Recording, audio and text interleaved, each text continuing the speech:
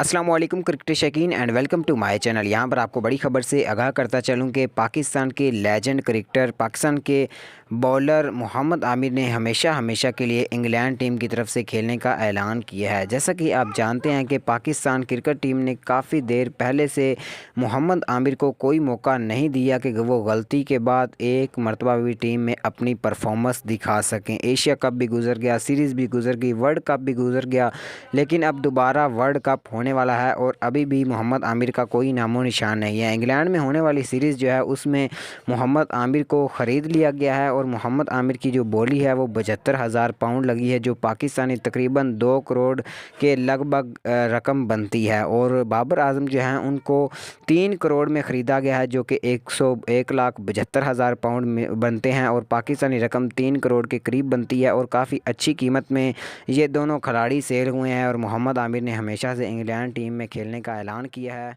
अल्लाह हाफिज़।